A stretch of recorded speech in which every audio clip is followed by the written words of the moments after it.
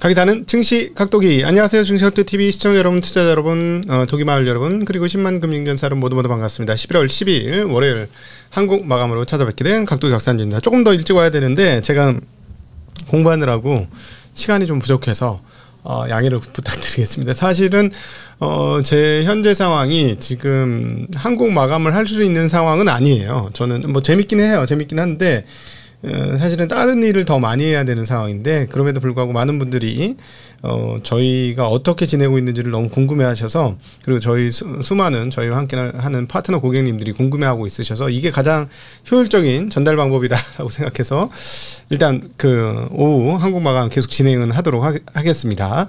자, 오늘 거래소 종합주가시장 또다시 100포인트 이상 상승을 하면서 4,000포인트를 회복을 했습니다.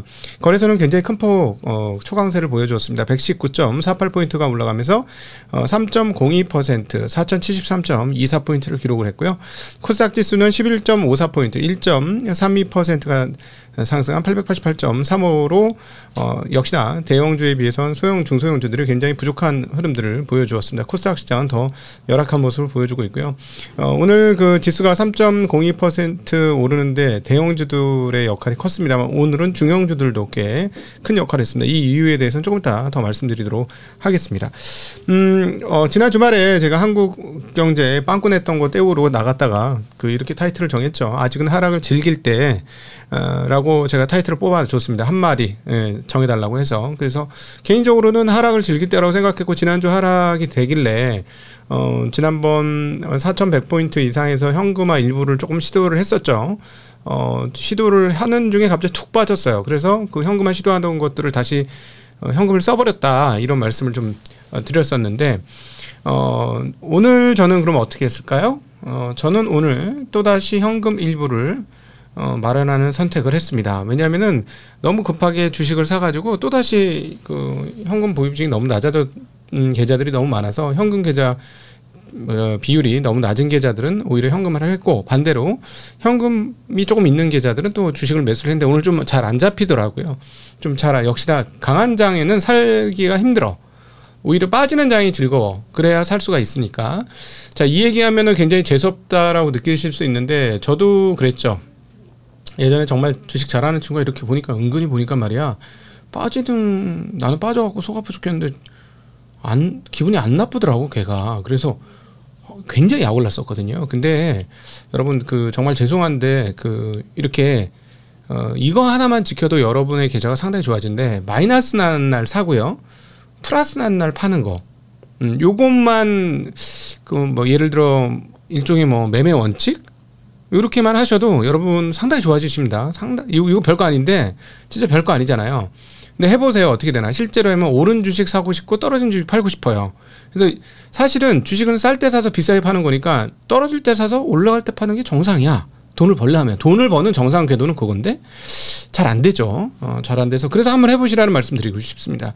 마이너스 나는 거를 사고 플러스 나는 걸 팔아봐라. 네, 그걸 습관화 한번 해봐라 라는 겁니다. 네.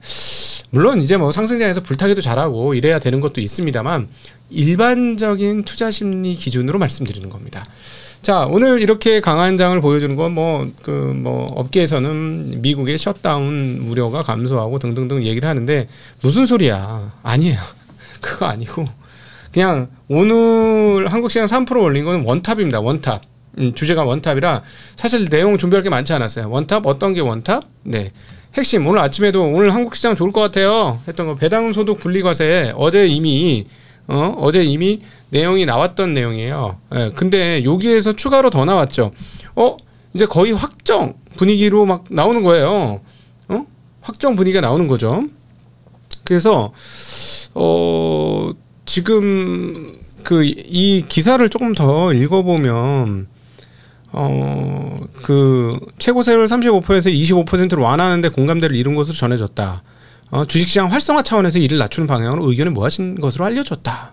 고소득자가 주식 배당으로 번 돈을 대부분 가져가는 상황에서 최고세율을 기존 정부안보다 내리는 것은 부자 감세라는 지적이 나온다. 이렇게 나왔음에도 불구하고 하겠다는, 주식시장 활성화를 위해서. 야, 이게 진짜 생산적 금융으로 돌리려고 하는 강력한 드라이브라고 저는 봅니다, 개인적으로.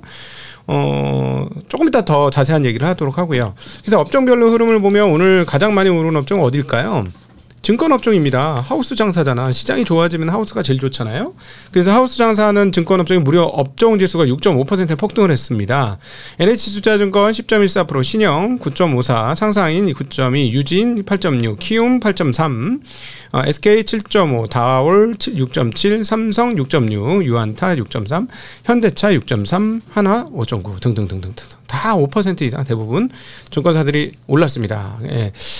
그리고 그 다음으로 오른 건 전기가스예요. 전기가스 뭐 전력 주식들, 가스 주식들 이런 것들 얘네들 배당 주나 안 주나요? 배당 많이 주죠. 배당 많이 줍니다. 그리고 보험 업종이 다음이었고 보험 업종도 배당이 상당히 높아요. 그다음 금융업종. 네, 금융업종 배당 높죠. 그래서 오늘 금융 지주들 굉장히 많이 올랐고 일반 지주들 중에서도 꽤 오른 주식들이 많았습니다. 그러니까 오늘 상승률 상위 업종에 상당히 많이 포진된 건 대부분 다 배당 관련 업종이었다라고 볼 수 있습니다. 자, 그러면 오늘 안이 나오는 공감대 형성됐던 게 도대체 뭔 내용인지 다시 한번 짚고 넘어가야 되겠죠. 배당소득 분리과세 이에 대한 의견이 합치하는데 그냥 합치하면 소용없어요. 35% 안으로 합치되면 그건 꽝이야. 오히려 실패죠. 주식시장 투자자들 입장에서 망한 거예요. 35%로 잡히면. 그런데 그렇지 않습니다. 지금 25% 안으로 가자는 거고 이건 누구 안? 네, 이소영 의원 아닙니다. 여전히 진성준 의원 같은 경우는 어제인가 그제 나온 뉴스에는 정부와 여당이 배당소득 분리과세 최고세율을 35%에서 25%로 낮추는 것을 검토하는 데 대해 현 시점에서 초보자 감세라는 비판을 피할 수 없다라고 얘기하면서 반대 의견을 주셨어요. 근데 이소영 의원이 제시한 배당소득 분리과세 방안을 살펴볼까요? 개정안이 뭐냐면 배당 성향 35%, 자 다시 한번 배당 성향 35% 이상 상장사의 배당 소득은 종합소득과 별도로 분리과세하는 안입니다. 다시 한번 강조하여 배당 성향 35% 이상 상장사에서 주는 배당입니다. 그래서 뭐 2천만 원 이하는 15.4%, 3억까지는 22%, 3억 초과는 25에다가 정부 뭐 다른 지방세가 붙여서 27.5% 아닙니다. 근데 지금은요. 지금은 최고세 과세세율이 이거는 27.5%인데 지금은 49.5%예요. 자, 그러니까 무슨 얘기를 하냐? 법인세가 뭐 25%쯤 내고 이렇게 저렇게 해서 뭐 그래도 27.5% 정도 내는데, 그리고 또 그거보다 적게 내는 법인세도 있는데, 그러면 법인 대표들이, 자기가 그 배당을 받으려고 49.5% 내고, 배당 이미 세금도 낸 사람들이 또 49.5% 나고 배당을 받겠느냐라는 게 핵심이에요. 그 어떤 심리적 자극 포인트는 그게, 그러니까, 자, 여기서 법인에 대한 이해가 좀 필요하신데요. 자, 법인은 돈을 빼올 방법이 없습니다. 합리적으로. 빼올 방법이 두 가지가 있어요. 하나는 월급을 받는 겁니다. 네, 월급을, 철면피인 분들은 많이 받을 수 있을 것 같긴 해요. 저는 개인적으로 월급이 줄었어. 회사 다닐 때보다. 뭐, 대신에 저는 이렇게 걸었죠. 제가 성과를 많이 내면, 훌륭한 성과를 내면 그때 보상을 해주세요. 라고 이제 보상안을, 협의를 했죠. 그렇게 한 상태인데, 근데 일반적으로는 그냥 월급을 많이 빼가면 월급도 세금 많이 내잖아. 월급도 한 5억 이상 되면은 절반 세금 내거든요. 근데 그러면은 그 다음으로 돈을 이렇게 가져올 수 있는 방법. 대주주는 투자한 사람들이잖아. 그러니까 투자한 사람 입장에서 또 돈을 가져올 수 있는 방법이 뭐냐면은 배당입니다. 내가 투자했다고 가서 회사 집기 이렇게 갖고 오면요. 그건 뭐예요? 도둑질이지. 그건 도둑질이에요. 그렇게 할 수가 없어요. 그러니까 대주주들이 대주주 경영자이거나 투자자이거나 어찌 되었건 대주주들이 회사에서 리턴을 받는 방법은 월급을 받거나 배당을 받는 거예요. 하나 더 있지. 비용을 쓰는 거야. 내가 쓸 비용을 법인카드를 쓰거나 뭐 법인차를 타거나 뭐 법인 기사를 두거나 뭐 이렇게 하면은 사실상 내가 그냥 내 돈 내산으로 하면 돈 꽤 드는 건데 그거를 회사 돈으로 내가 이렇게 이렇게 해서 또 이렇게 빼먹기도 하죠. 죄송합니다. 말을 표현 이상하게 해서 열심히 하신 분들인데 시간이 아까운 분들이 당연히 그럴 수 있죠. 제가 말실수 취소 빼먹는 게 아니고 그렇게 이제 비용 처리를 통해서 일부 자기가 나갈 비용을 일부 상쇄시킬 수 있는 뭐 그런 합리적인 것들이 있는데 근데 배당을 49.5% 세금을 내면 이 대주주들이 이 배당으로 자기 돈을 갖고 올 마음이 생기겠냐고요. 아니죠. 그냥 비용 처리하거나 계속 비용 처리하거나 아니면은 그냥 월급 최대한 받고 월급 대신으로 받을 수 있는 뭐 something 합법적인 무엇 이걸로 처리를 하죠. 자, 그러니까 말입니다. 배당소득 분리과세를 통해서 분리과세로 합산 종합과세 말고, 그리고 이미 이 사람들은 월급도 많이 받고 뭐 다른 소득도 있는 가능성이 있기 때문에 여기다가 이거 배당을 받아갖고 그걸 합산하면 진짜 그냥 다 그냥 50% 다 내버린다고. 그러니까 내일 마음이 별로 안 생기는데 요거를 분리로 평소에 뭐 이자 소득 받는 거하고 다르게요. 저 근로 이자 소득하고 다르게 여기는 따로 계산해 줄게요. 얼마까지? 최대 27.5%로. 자, 그럼 어떻게 되나요? 대주주 투자한 대주주들은 법인에서부터 합법적으로 자기 돈을 챙길 수가 있습니다. 자, 그런데 여기서 진짜 중요한 안이 뭐냐면, 진짜 중요한 게 배당 성향 35%라는 얘기예요. 배당 성향 35%는 뭐냐면 주주 환원율 35%. 주주 환원율 35%는 순이익 중에 35%를 배당한다는 거예요. 순이익 중에 35%를 배당하는 겁니다. 회사에 번 돈 중에 35%를. 자, 그러면 여기서 우리나라에서 주주 환원율이 35% 이상 기업이 얼마나 될까요? 이게 핵심이에요, 여러분. 예. 한 발 더 들어가는 분석이지. 우리 증시각도기 팀은 한 발 더. 왜냐하면 나는 투자자니까. 자, 죄송합니다. 재수없어. 그죠? 죄송. 자, 35% 주는 기업이 얼마나 될까요? 대략 10% 정도 수준? 정확한 추정이 안 나오는데 대략 뭐 그 정도 좀 봅니다. 자, 그러니까 그 35% 배당 주는데 딱 눈에 띄는 데가 어디예요? 은행이지, 은행. 금융 지주를 중심으로 한 은행, KB금융, 신한금융, 하나금융 뭐 이런 데는 막 40% 50%씩 되니까 그런 쪽이 많이 주죠. 그러니까 오늘 그쪽이 아주 훨훨 날랐죠. 좋았죠. 예. 그리고 뭐 증권 업종도 꽤나 높은 배당을 주니까, 그다음 지주사 일부도 많이 주니까, 전기가스는 원래 많이 줬으니까, 그다음 뭐 이런 배당 관련주, 고배당주 있죠. 그거 아주 날라다녔습니다 오늘. 자, 그런데 여러분, 그래서 오늘 전기가스, 금융, 지주 이런 데가 그 엄청나게 좋은 뉴스에도 불구하고, 이 업종이 전기전자에 있는 수많은 좋은 뉴스에도 불구하고 더 많이 오른 이유는 여기에 있다. 이렇게 말씀드릴 수 있겠어요. 자, 잠깐 여기서 또다시 이게 자꾸 반도체 방송처럼 돼가지고 볼게요. 진짜 완벽하게 미쳤습니다. 자, D램 가격 22달러야. 계속 이제 추적이 되죠. 22달러. 근데 얘만 그러느냐? 아니에요. 얘만 그런 게 아니고요.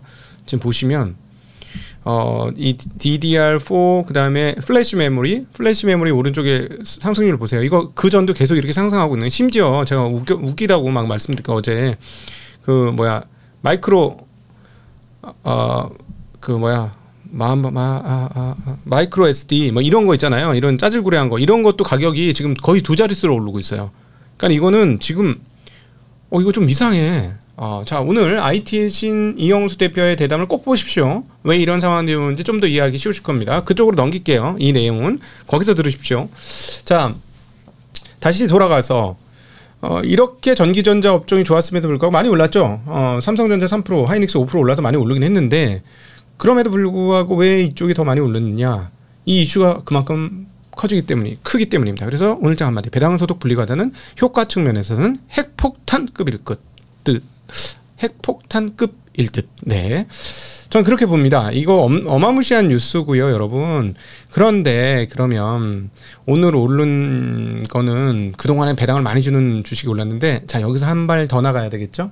우리 약간 노하우인데, 지금까지 방송을 끄지 않고 들으신 분들을 위해서 살짝 팁을 하나 살짝 드리고 갈게요. 배당소득 분리과세. 자, 잘 주는 회사들이 먼저 1차적으로 오르겠죠. 앞으로도 잘 줄 거니까. 그런데 은행들 배당소득 분리과세 하면 좋아? 거기 대주주는 누군데? 전 좀 애매한 것 같아요. 자, 그 다음에 진짜 좋은 이 컨셉을 보면 계속 말씀드렸지만, 대주주 사장 있는 회사가 좋지 않을까? 대주주 사장 있는데, 예, 대주주 사장. 자, 이 컨셉 잘 들으시고요. 그 다음에 대주주 사장인데 35%를 안 주던 기업들은 어떻게 될까? 중요한 팁을 드린 거예요. 저희의 노하우 일부 깐 겁니다. 대주주인데 35% 안 주던 기업들 배당 어떻게 될까? 자, 그럼 그 다음번에 여러분의 생각은 어디로 돌아가요? 그럼 배당 여력 있는 애는 어디지? 여기까지 가셔야 돼요. 머리가 그쪽으로 돌아가시면 얘네가 무슨 생활하고 있구나 라고 알 수 있죠. 이 얘기를 너무 오래 했습니다. 네, 다음 롯데에너지 머티리얼스가 3분기 적자 발표에도 불구하고 상한가를 기록했습니다. 웬걸 하고 봤더니 내년도에 올해보다 ESS 관련된 동박 매출이 2.5배 이상 증가할 것이다 라고 회사가 밝혔고요. 실제로 그 글로벌 데이터 센터 ESS용 동박 승인 절차가 진행 중이다. OEM향 ESS가 동박 승인 절차 중이다 라고 언급을 했습니다. 근데 이제 AI 데이터 센터용은 그 고주파 회로박을 쓰는데 신호 손실을 최소화시켜야 돼요. 그러니까 통신 세 가지가 뭐야? 칩, 전력, 통신. 자, 그러니까 손실을 최소화해서 이렇게 가야 되는데 그래서 매우 어렵답니다. 근데 지금 여기가 주문을 받은 게 어느 정도냐면 캐파 이상이라는. 야, 지금 다 AI로는 다 미쳤어. 자, 캐파 이상. 자, 그래 덕분에 롯데에너지 머티리얼스 하한가 발표하고 상한가 하한가 적자 발표하고 상한가를 가고 솔루스 첨단 소재 12.8%, SKC 7.5% 급등하는 흐름들을 보여주었습니다. 이번엔 반대로 하한가 소식입니다. 젠백스가 하한가를 갔습니다. 지난 주말에 탁 올랐었는데 지난 주말에 살짝 뉴스가 있었죠. 주말에 뭐 1차 평가지표 괜찮다 이런 뉴스가 슬쩍 나오긴 했었는데 이 회사 뭐 하는 회사냐? 알츠하이머 관련된 임상을 하고 있는 회사입니다. GV1001이라고 참 몇 년 전부터 계속 이 GV1000으로 뽑아 먹는데 이 회사 상당히 여러 가지로 좀 더 이상 얘기 안 할게요. 자, 근데 어쨌든 여기에 대한 그 임상 이상 결과 나왔는데요. 임상 이상이 기대에 못 미쳤다라는 뉴스가 나왔습니다. 그리고 이 회사는 또 추가로 2,500억 규모의 유상증자를 하겠다고 했고 지난번에도 유상증자 뭐 몇백억 하면서 막 수많은 뭐 개인들하고 뭐 이상한 사람들한테 막 유상을 받아가지고 주가를 막 올리기도 했었죠. 좀 좀 아니야. 그냥 하여튼 뭐 그랬는데 자, 근데 어쨌든 이 회사가 이상에 대해서 조금 어디 쪽에서가 문제냐면 인지 기능 등 점수를 평가하는 핵심 지표인 아다스 코그 11 점수에서 투여군과 비투여군이 투여군 좀 많이 하고 위약군하고 점수 차이가 없었다는 거야. 조금 투여 많이 그다음 안 투여 다른 약 투여 하고 다 비슷했다는 거예요. 그래서 이 정도로는 인지 기능 개선 효과를 보기 어려운 수준이었다라는 소식이 나오면서 하한가를 꼽았고요. 그러나 회사에서는 전체 임상 결과를 2주 내에 발표하겠다라고 언급을 했습니다. 자, 잘 나가던 심택, 뭐 PCB 업종들은 엄청나게 잘 나갔죠. 여기가 홀딩스 전환사채 전환 이후 주가가 하락 중입니다. 무려 과거에 이제 1,200억 규모의 전환사채와 신주 인수권 물량을 발행을 했는데요. 이게 주가가 막 계속 적자가 나면서 뚝뚝뚝 떨어졌어요. 그래서 이쪽은 리픽싱 조항이라는 게 있습니다. 뭐냐면은 주가가 떨어지면 이 채권의 채권인데 주식을 살 수 있는 권한이 붙은 채권들이죠. 이 채권들의 주식 전환 가격을 가격이 뚝뚝 떨어. 여기에서 샀는데 막 이렇게 뚝뚝 떨어지면 이거 뭐야 나 이렇게 비싸게 샀는데 전환할 가능성이 전혀 없네. 해서 투덜투덜 거리는 거야. 계약에 벌써 이걸 갈아 넣었죠. 그래서 70%까지는 낮춰주는 거. 뭐 이런 그 리픽싱 조항이라는 게 있거든요. 가격을 낮춰주는 거. 그게 최저가로 떨어졌어요. 원래 32,276원에 발행했는데 그 21,194원으로 리픽싱 조정이 냈다고. 이게 얼마까지 올랐어요? 이번에 8만 원까지 올랐으니까 막 전부 BWCB 전환 막 하는 거지. 근데 거기에다 대주주도 전환을 했어요. 홀딩스가 지분을 확대하겠다고. 근데 1,200억 규모라서 그 대주주권도 있지만 대주주 아닌 건도 있어요. 그냥 끊임없이 물량이 펑펑펑펑 터지면서 이 회사가 연타로 큰 폭으로 빠졌습니다. 8만 원에서 5만 원대로 순식간에 뚝 하고 떨어지는 것도 있는데 관계사 직원들도 이때 좀 주식을 받은 것 같아요. 관계사도 어디 그 자회사의 누구 사장 무슨 누구 막 이렇게 뜨는데 그분들도 주식을 엄청 팔았다는 뉴스 나오고 있습니다. 자, 그렇다면 제가 홀딩스 대표라면 저는 이 주식을 소각하겠습니다. 정신이 똑바로 박힌 대주주라면 소각을 해야죠. 그러나 과연 그렇게 할 수 있을 것인가? 그렇게 할 수 있을 거면 주가 안 떨어졌을 것 같긴 한데 말이죠. 네, 봐야 되겠죠. 네, 이 회사는 항상 설비 증설할 때 돈을 땡겨다 쓰는 회사였는데 뒤처리를 잘해야 되겠지. 뒤처리를 잘해야 되겠으나 하여튼 BW 그하고 저기 전환사채 받은 사람들은 아주 놀았습니다. 아주 왜 2만 원, 2만 1,000원으로 떨어졌는데 막 5만 원, 6만 원에 팔니까 얼마나 많이 돈 벌었어. 그렇죠. 근데 이게 이제 기존 주주들한테는 상당히 큰 악재다라고 정리 부를 수 있겠죠. 몇 가지 이슈 안 했는데 벌써 시간이 다가오렸는데요. 그래도 중요한 포인트라고 생각해서 그거를 집중적으로 한번 이야기를 해보았습니다. 오늘도 함께해 주신 모든 분들께 진심으로 감사드리고 행복한 저녁 시간 되십시오. 늦어서 죄송해요. 안녕.